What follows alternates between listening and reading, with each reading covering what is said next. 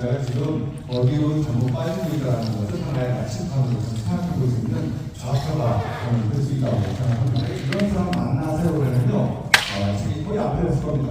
그래서 책이 전체 출판사 식당이 시인이거든요. 중앙일보에 소개를 했는데 큰 사건이 일어났습니다. 중앙일보 기사에 올라가면서 네이버 실시간 검색 1위에 올라갔는데 그 원인은 악플이 3,800개 이상 달렸습니다. 저기 아프다 이런 겁니다. 이런 사람 만나지 말아야 될 사람이 세상에 있다. 이런 글 쓴 사람, 이런 글 소개한 기자, 이건 안 하겠습니다. 이건 써있어요.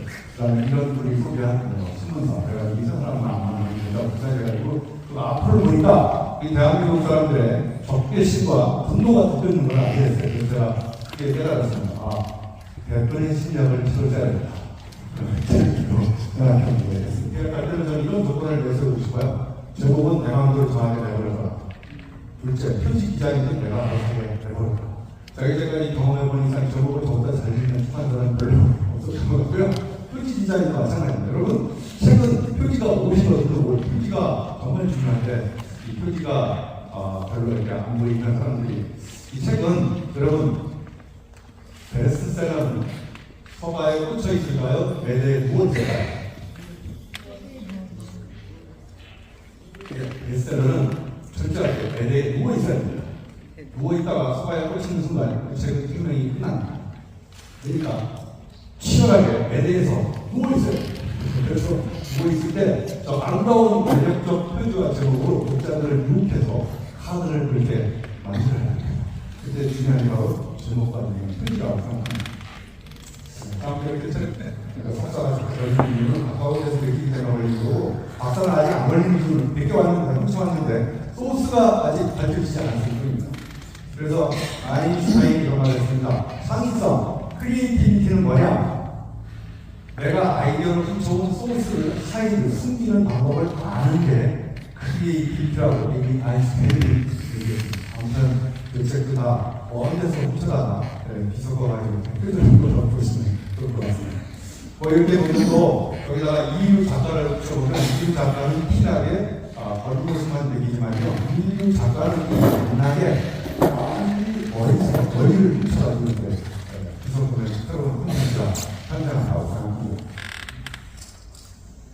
신념, 체험, 열정, 철학들을 추가하면 이게 바로 예술가만 저는 콘텐츠가 탄생한다고 생각합니다. 예를 들면 여러분 지하철을 타시면 첫 번째 취할 수 있는 동작이 빈자리가 있나 없나 확인하시죠. 그다음에 빈자리가 없으면 금방 내릴 것 같은 상황을 그렇지 않습니까? 안 그런가요? 그럼 금방 내리지 않는 경우는 머리로 안으로 오나요? 가슴으로 위로 오나요? 네? 제가 질문하면 대답 드리시고 대답을 해서 안 하면 돼요. 자, 가슴은 느끼고 나는 게 굉장히 중요한 사실입니다. 알은 느낀 다음에 옵니다. 여러분 결혼하실 때 느낌이 와서 결혼하신 거 아닌가? 그런데 느낌이 잘못하다는 게 약간 이렇게 그러는 얘기라고 싶습니다. 아무튼 제가 보니까 이분이 다음 장에 내릴 것 같아서 제가 느낌이 와서 딱 서 있었는데 이분이 정확히 다음 장에 내리시더라고요. 그래서 제가 이제 빠른 속도로 자기 특별을 했는데 생각적으로 사고가 발생해서 자리 잡기에 실패했어요. 어떤 일이 발생했을까요? 가방을 던진다. 이걸 하시는 데 적응입니다. 뭐가 끼어들었다. 이게 아니고요. 이분이 내리니까 옆에 계신 분이 저보다 더 빠른 속도로 색색이 자리를 옮기더라고요. 그래서 자기 앞에 있는 친구는 자기 자리에 앉히고 자기는 색색이 자리를 옮기고 이런 생각지도 못한 사고를 당했습니다. 자, 일단은 언제 위대한 학습이 발생하냐면요. learning by failure. 실패를 하면 사람은 이제 감사합니다. 이런 일이 발생하는 거야. 내가 앞에 있는 데이터를 붙여보면 이 사람은 분명히 다음으로 데이터 같아서 제 이론이 맞았습니다. 그래서 데이터를 오버라이드 해가지고 정보로 만들어서 일치를 해가지고 정확히 맞았어요. 그런데 제가 그 정보력이 예측력에서 빗나가기 시작합니다. 이때 탄 사람인데 알겠습니다. 그런데 나의 체험적인 통찰을 추가시키면 지식이 되는데 그러면 이제 똑바로 서 있으면 또 실패하기 때문에 다음에는 어떻게 서 있어야 이 자리를 확보할 수 있어요. 그렇죠. 양다리 걸치고 가운데 서 있는 게 콘텐츠가 아니라 나의 체험적 색깔이 하나도 묻어있지 않는 편집된 데이터라서 드라이한 콘텐츠입니다. 그런데 이거를 왜 콘텐츠로 바꾸려면 시간성과 장소성이 추가돼야 됩니다. 여기서 중요한 게 여러분하고 저하고는 안 하는데 이 만나면서 신체적으로 느끼는 이 구체성, 맥락성은 절대로 디지털 콘텐츠화 시켜서 100% 반영할 수가 없습니다. 왜냐하면 느낌이기 때문에. 그래서 이런 느낌을 쓰는 거하고 생각을 쓰는 거하고는 저는 엄청난 차이가 있다고 생각합니다.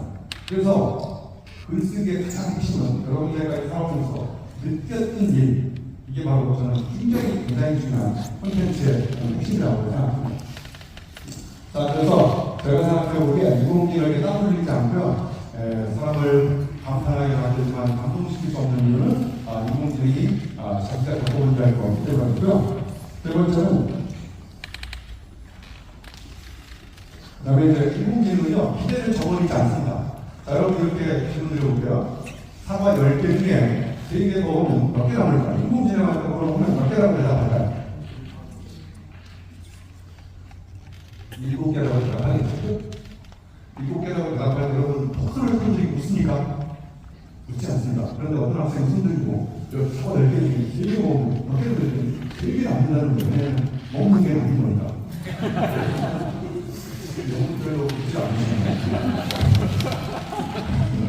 인공지능은 기대를 저버리지 않습니다. 정확히 수학적 알고리즘으로 논리적으로 답이 나왔습니다. 그런데 바보 짓을 하는 건 인간밖에 없습니다. 바보 짓하고 사람으로 하여금 전문용어로 unexpected 있습니다. 기대를 만났을 때 사람은 유머가 발생합니다. 자, 인공지능은 순례입니다. 자, 저는 지금 강의하면서 강의 콘텐츠 없는 내용들을 막 이렇게 끌어다가 얘기하는 이유가 뭐냐면요. 이런 메시지를 던졌을 때 분위기가 지금 싸늘하거든요. 그래서 제가 갖고 온 메시지를 그냥 나도 장례 전수합니다, 저는. 그러니까 제가 준비하지 않는 내용 가지고 주석주석 여러분의 눈치를 봐가면서 그때는 빵 터지는구나. 그때는 썰렁하네. 그럼 썰렁할 때 빨리 메시지를 적어야 됩니다. 그때 계속 이야기하는 장례 전수하는 강의라고 하는 질문입니다. 제가 그 강의를 하는데요. 7시 30분부터 20분 동안 제가 강의를 하기로 했습니다. 메인 비지역대를 하는데 7시 27분부터 7시 30분까지 3분 스피치랑 회원이 나타났습니다. 나타나는 도중이 일단 그게 했습니다. 이분이 몇 분 스피치 하는지 아니까 30분을 쓰셨습니다. 분위기가 싸늘한데 불구하고 자기 보안 만드는 이야기 계속 이야기합니다. 네, 제 강의가 무려 30분이 줄어들었습니다. 그래서 제가 화가 나가지고 분위기가 썰렁하고 막 그러는데 자기한테 그렇게 하는데 제가 원래 이렇게 얘기했습니다. 이 세상에서 가장 강력한 범죄 행위가 뭔지 아십니까? 남의 시간을 훔치는 도둑입니다. 시간을 이렇게 얘기하려고 했더니 이분이 자기 스피치 끝나고 바로 말하셨어요.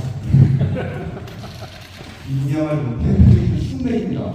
자기 이야기가 여기서 먹히는지 안 먹히는지 바로 판단을 해가지고 준비해온 메시지 말고 다른 메시지 먼저 해야 되는데 자기 법안 만드는 걸 계속 얘기하다가 완전히 반사했습니다. 자,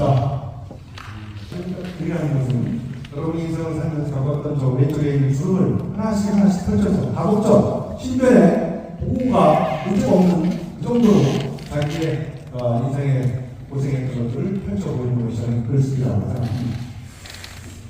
자, 그래서 이렇게 저는 GPT를 탁보고 질문을 던지는 유명한 사람, 그래서 GPT한테 블랙리스트에 올라갔어요. 자, 질문 드려보겠습니다. 뱃살과 비무장 지뢰는 무슨 관계인지 GPT한테 물어보세요. 뱃살과 비무장 지뢰는 무슨 관계인가요? 뱃살은 상반신과 하반신에 걸쳐있는 무책임한 비무장 지뢰입니다. 이런 답은 인공지능은 절대로 만들어낼 수가 없습니다. GPT한테 손가락이 왜 10개인지 물어보세요. 아주 틀에밖에 답을 써봤거든요. 이런 손가락이 왜 10개인지를 인공지능이 갖다 주는 답을 가지고 눈물을 빛나는 수가 있습니다. 그런데 저희 고등학교 선배인 허민복 시인이 성선설장의 시를 썼습니다. 제가 이러고 있어요. 손가락이 10개인 것은 태아가 엄마 뱃속에서 몇 달 은혜 있나 손꼽아 기다린다고 10달째 아담에 그래가지고 손가락이 10개가 됐다는데 이런 거는 GPT가 답을 안 읽어도 관계없지만 책을 썼는데 안 읽으면 여러분은 죄를 짓는 행위를 한 겁니다. 주판사한테 제도적 손실이 있기 때문에 범법행위예요. 그러니까 책은 독자의 심장을 박동시키는 거라고 생각합니다. 그래서 쓰기와 저는 시기가 그렇게 첨첨한데 차이가 있다고 생각합니다. 그래서 참조하는 것이죠. 글쓰기는 100%는 발상이 아니라 연상이라고 생각합니다. 여러분같이 이렇게 파란 만장을 사는 사람들은 글감이 풍부하기 때문에 주제나 문제의식이 주어지면 그 주제나 문제의식을 엮어서 상상력을 발휘합니다. 그래서 연상이 굉장히 중요한 파트입니다. 자, 예를 들면 우리 어렸을 때 막걸리 그러면 막걸리는 언제 땡기시나요? 막걸리 땡기는 날. 좀 크게 대답 좀 해주시겠어요? 네, 그런 날. 그럼 막걸리 안주는 뭐 드시나요? 네, 파전. 막걸리 좀 어디 가져오라고 드시나요? 네, 산에. 네, 여러분의 영상생활 이 모양이고요. 여러분은 막걸리에 대해 새로운 글을 쓸 수가 없어요. 막걸리에 대해서 글 쓰라고 하면 막걸리 들어온다, 패션보고 틀이 나오고 글을 쓸 수가 없습니다. 왜 이렇게 되냐면 막걸리는 늘 틀 박힌 방식으로 마시기 때문에 틀 박힌 글을 쓸 수가 있는 거예요. 그러면 막걸리에 대해서 세계 최초로 새로운 글을 쓰는 방법을 딱 하나 있어요. 막걸리를 비오는 날 드시지 마시고 예를 들면 여러분 댁에 돌아가실 때 막걸리를 3병 사갖고 왔어요. 마트에서. 그래서 냉장고에 넣어놓고 아침에 일어나자마자 빈속에 3병 마시고 그래서 술에 취해가지고 출근을 못했던 그런 아픔이 있으면 세계 최초로 막걸리와 새벽이 연결돼서 노벨 만학상을 할 수 있는 글을 쓸 수가 있을 동안을 보장합니다. 책 제목 정했습니다. 인생이 시작자입니다. 이런 것들을 생각했습니다. 좋습니다.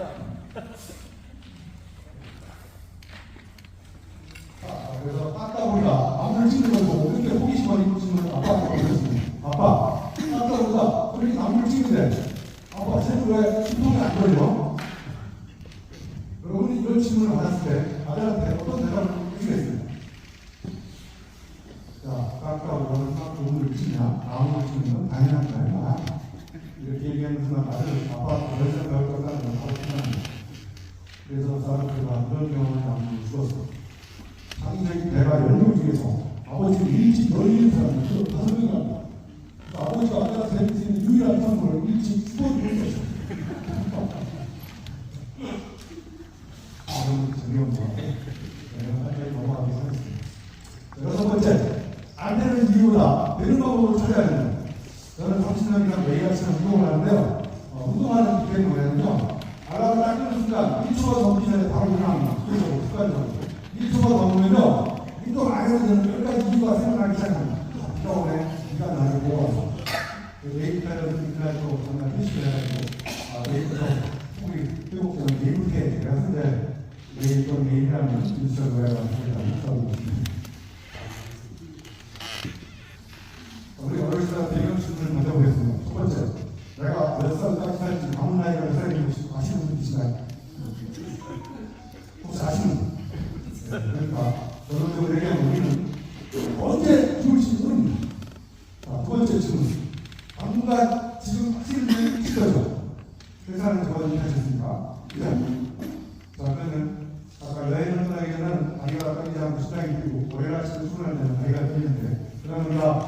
시간 동안 언제 죽을지 모르고, 그래서 당분간 지금 할 거면 다니까 그만두고 시간이 되는 마음으로는 정말 찐이 나오지 않을까 생각하고 있습니다. 여기 자세히 경사가 생각이 나왔는데 이재명의 공통점은 뭘까요? 가운데 있는 사람은 미래학자 엘빈 포클러입니다. 이 사람은 브라이언 트래시라고요. 세계적인 리더십 느낌을 전공한 저분은 이 회사 강연료가 1억 원이 넘습니다. 오른쪽에 있는 사람은 아주 유명한 사람인데 저분도 한국에서 뭔가 없이 비싸게 유명한 사람인데 아까 말씀드렸죠. 유명한 사람 때문에 당했다. 이 회사는 한때 용접을 했던 사람입니다. 그래서 여러분이 안 되는 것 같아서 제가 이렇게 1980년도에 용접기능 사장을 딱 나가봤죠. 1980년도 수업을 다니면서 용접을 하다가 요즘에 이제 철판을 용접하지 않고 시험을 하러 바꿨어요. 지식 용접으로. 그래서 저는 시간이 나타나가 아무 지식이 나타나가 용접을 해봐요. 해서 새로운 책을 만들어내고 있습니다. 여러분, 지식 융합이 어떻습니까? 지식 용접이 더 어떻습니까?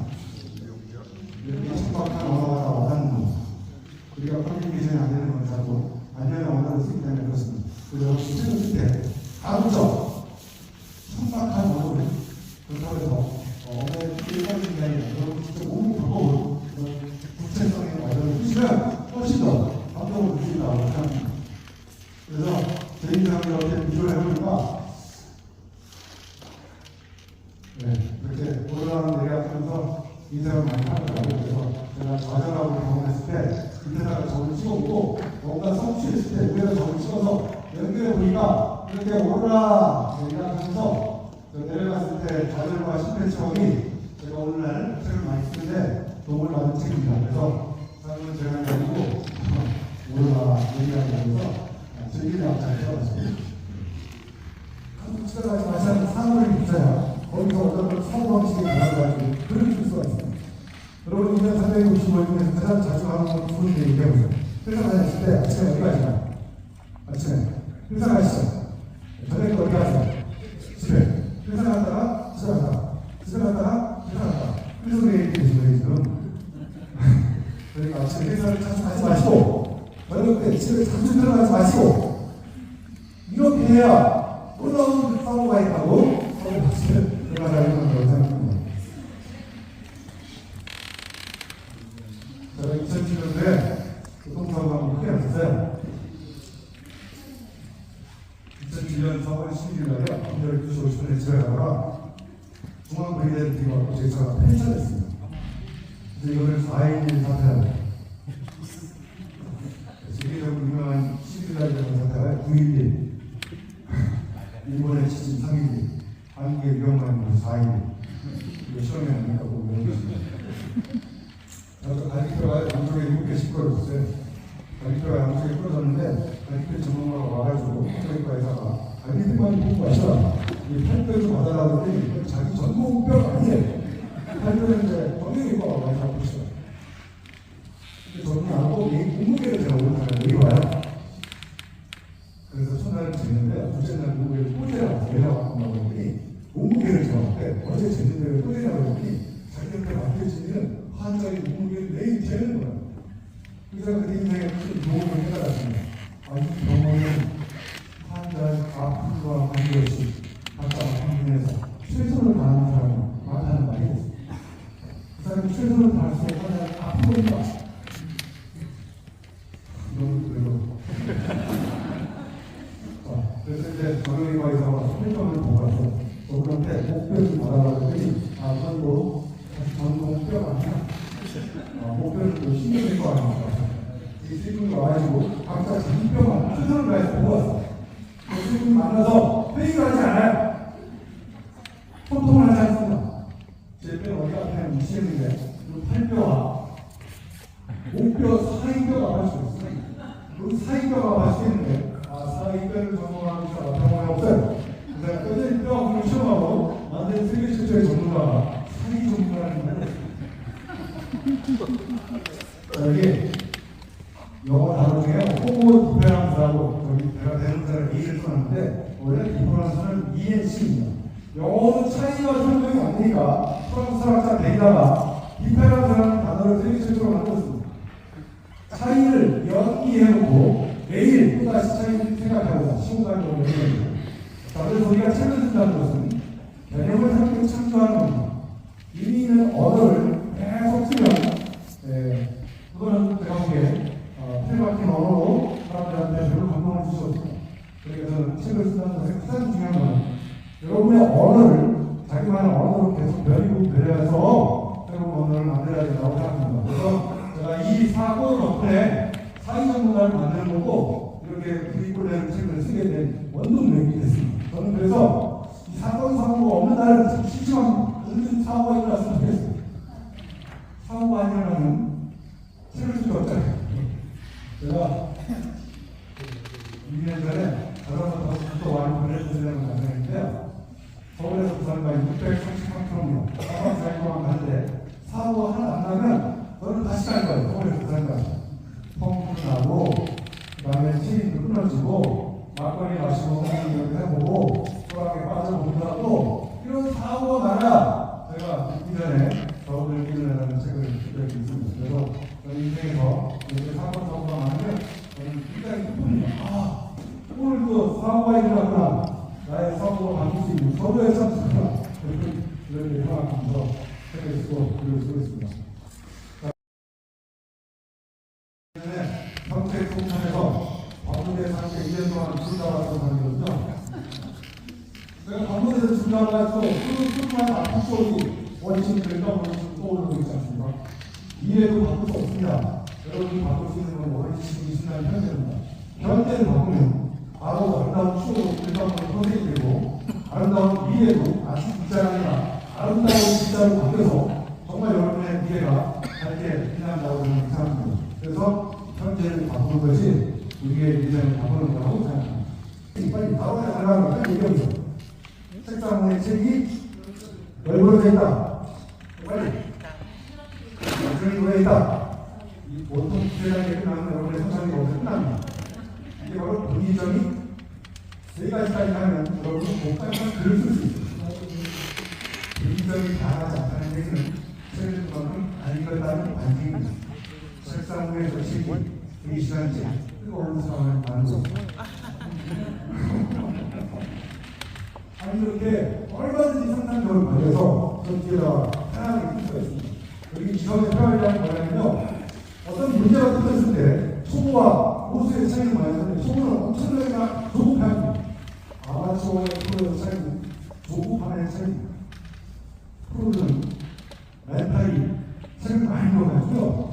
거꾸로 내려가지고 그 복잡한 문제를 하나씩 하나씩 하나를 푸는 지적 인내심이 지성의 표현하는 겁니다. 그러니까 당장 독서를 하는 사람은 지성의 표현이 엄청나게 있기 때문에 웬만한 문제가 터져도 조급하지 않고 서서히 본인이 급한 것 같지만 여유를 가지고 복잡한 문제의 본질을 찾아보면서 문제를 해결합니다.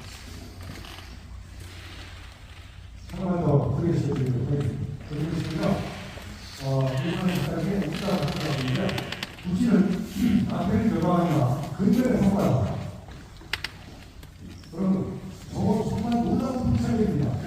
부지가 나한테 결과가 아니라 근전의 성과라. 여러분이 모르게 된 거는 왜 노력을 합니까? 내가 오늘 몰라야지. 오늘 내 입장을 알지 말아야지. 노력을 못해가지고 근전의 성과로 부지가 됩니다. 그럼 이거를 제가 표현하면 됩니다. 책을 읽지 않지만 나한테 결과가 아니라 근전의 성과.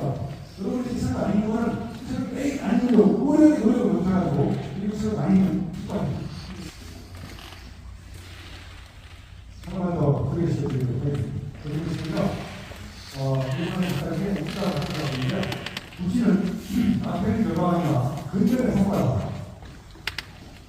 그럼 저거 정말 놀라운 품살입니다. 부지가 나한테 결과가 아니라 근전의 성과라. 여러분이 모르게 된 거는 왜 노력을 합니까? 내가 오늘 몰라야지. 오늘 내 입장을 알지 말아야지. 노력을 못해가지고 근전의 성과로 부지가 됩니다. 그럼 이거를 제가 표현하면 됩니다. 책을 읽지 않지만 나한테 결과가 아니라 근전의 성과. 여러분이 책을 안 읽는 거는